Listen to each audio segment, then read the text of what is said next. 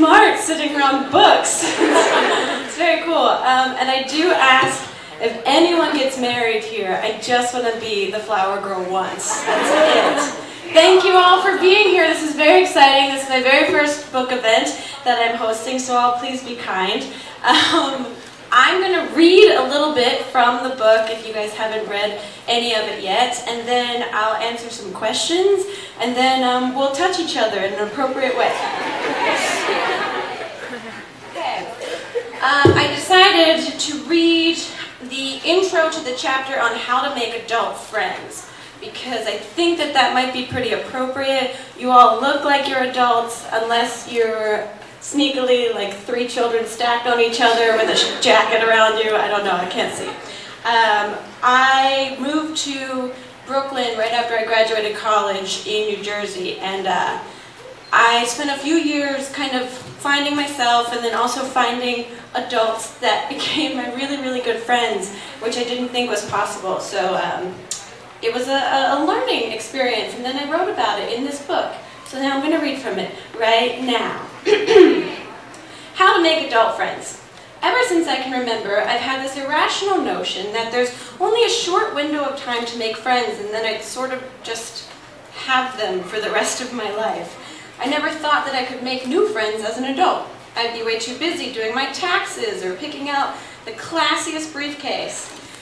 I could have acquaintances or people I saw occasionally and whose company I enjoyed, but making new friends as a grown-up just didn't happen. Welcome to my stunted socialization. I've never been great at making friends. Does this sound like a sob story, or do I just sound self-aware? Putting myself out there was never my strong suit. I prefer blazers and jeans. Well, let it sit in. My parents have been divorced since I was tiny, 1/8 formed human. Every other weekend I was at my dad's house away from my friends, so I missed a lot of hangout opportunities, which was fine by me. I preferred spending time with my family rather than enter the social gauntlet. However, by the time I reached 11th or 12th grade, my social circles were more like social dots. I could count my friends on one hand, if that, which was okay by me. I've never been the person with 100 friends. Maintaining that many relationships makes me anxious, but what doesn't? When I got to college, reality smacked me in the butt with a wet towel. Reality is kind of pervy. I was on my own and forced to make new friends, except I had absolutely no idea how to do it. I hung out with very few people in high school, and we were all on the same end of the underdeveloped socialization spectrum. In college, I remember sort of trying to hang out and talk to people on my floor, but ultimately, I was too shy and nervous to see any of those relationships through. I used to sit on my bed at night and actually try to break down the act of making a friend. Really true. Does it happen when you have a common interest, or when you're introduced by someone else, or does it require witchcraft? I felt like a socially underdeveloped loser. Why didn't they teach a class in freshman year called "Here are some friends, now go be less sad"? I just wanted someone to give me a guidebook. I spent weeks going to the student center looking at the corkboard with flyers to sign up for student-run clubs, thinking, friends could happen because of clubs, right? I signed up for a couple, and it turns out I don't really enjoy volunteering and or peer mediation. At least I learned something about myself. Eventually I started making friends with like-minded comedy folk, extremely slowly and sort of, but not really steadily. And by the end of college I felt like I had some friends, but I still had no idea how it happened. After college I moved to Brooklyn and got into the improv scene. The comedy community really helped me, but you can't make friends as adults still flashed through my mind. I was cordial with everyone, but apprehensive about hanging out with the people I met at the comedy club. That changed when I met Mamrie Hart. Mamrie was on my first ever sketch comedy team in 2007. We performed together for a few months and were friendly, but never really got together outside of meetings. One weekday afternoon, after the team disbanded for the day, Mamrie asked me if I wanted to get a Bloody Mary in the Brooklyn neighborhood that we both lived in. We didn't have jobs, modern women. My usual nervous self was super anxious. Mamrie was confident and funny and a bartender. She was way too cool for me. But I agreed and it was great. And then we hung out again and another time and voila, we were friends. Now we work together on a ton of projects and we've even had diarrhea while sharing a hotel room. Friends! Over the past few years, most of my closest friends have come from people I've met as a quote-unquote adult. The following aren't rules to live by because friends are made in spontaneous ways. These are just loose guidelines for finding friendships as a grown-up. And I won't spoil the rest of the chapter because you should buy the book and read it.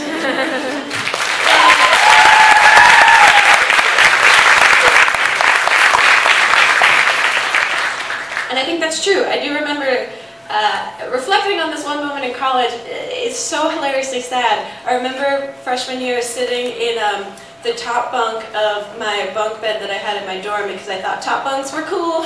And if I pissed myself during my sleep, it was sucks for the bottom bunk. I remember sitting there one night staring at the ceiling and just thinking, how do you make friends? How? Like I was trying to break down the step-by-step process. I always liked math in high school because it was a very specific process that you followed for everything. And so I really needed that for friendship and that it just didn't exist. And I've sort of developed it for myself. So I hope that you take something from this book to help you figure out what your process is in life. I'll answer a couple questions if anyone has some questions now before we get into the whole signing experience. So I guess raise your hands like school. Yeah. What was your inspiration? The inspiration for the book. The inspiration came about when I graduated college. I got really into self-help books and that whole idea of psychology and how we exist in the world and how we interact with each other. When I was one summer when I was in college, I was interning in the city and I lived on the Upper West Side, and I was really lonely because the guy I was dating was a psychology major and decided to go to boot camp for the summer because he wanted to study how that affected the brain. And so there was no cell phone service and he had no computer access or anything, so we had to write letters to each other all summer, which was so romantic and sucks a dick. And so I remember I would just like look at people in New York and observe people in New York, and I would go down to Penn Station and I would sit there with a notebook like a total creep, and I would just like watch how people interacted with each other and watch how they talked to each other and watch how they waited by themselves, and I thought it was so fascinating. And my roommate Michelle Vargas and I at the time got really into self-help, and she got so much into self-help that she's actually a life coach now. And yeah, michelleaiken.tumblr.com. And I think that life coaching can be really helpful. I also think it can be totally ridiculous. So I really wanted to write a book that was something similar to a self-help book, but tried to be more realistic about expectations and more realistic about my personal experiences that I've had. And I think being on the internet and also living in the real world has provided a really great juxtaposition for my brain of learning how we exist both in real life and in digital life. And hopefully that's helpful for you. Any other questions? Yes? I don't know if this is a spoiler for the book or anything, but what's your most important piece of advice on adulting? A most important piece of advice on being an adult? I think my most important piece of advice on being an adult is that a lot of people equate adulthood with taking life more seriously, and I don't think that that's true. I think you only live once, we're all going to die someday. So I think that it's really helpful to kind of laugh at that and to realize that experiences are a lot more fun if you're having fun. And really, anytime that you feel like conflicted or sad or depressed, it's really finding the root of what's not fun in your life and how can you flip that or change that in some way. And I'm still doing it. Trust me, I'm not well adjusted, but trying. Yes. How are you liking LA compared to New York? How am I liking Los Angeles compared to New York? I like it a lot. I like both for different reasons. They're kind of like fraternal twins, I think. They're both very attractive, but like they don't look exactly alike. And so I like having space. I like having a car. I like having a backyard that my dog can run in. And yeah, Goose is my dog.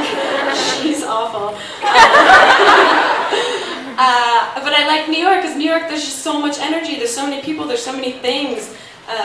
It's hard to get bored of New York. It's easy to get frustrated with New York, but it's hard to get bored. And Los Angeles is, it's just a different pace, and I like it. So, yeah. What's your favorite thing about New York and your least favorite thing about New York? My favorite thing about New York and least favorite thing about New York. I think my favorite thing about New York is just the energy and the spontaneity. You can start your night somewhere on the Lower East Side and end up in Queens and not really know how you got there. Hopefully it was all consensual. I think my least favorite part of New York is not being able to find silence or just anywhere where you're alone. My experience in New York got kind of claustrophobic by the end of it, and so I think if you resign yourself to knowing that that's part of living in New York, there are little pieces of solitude here if you really seek them out, and I think it's just finding what is private for you. Yeah. Yes? Do you read your Fry Diary? What's that? Sorry? Do you read your Fry Diary? Will you be in my Fry Diary? Yeah! Yeah! Yay!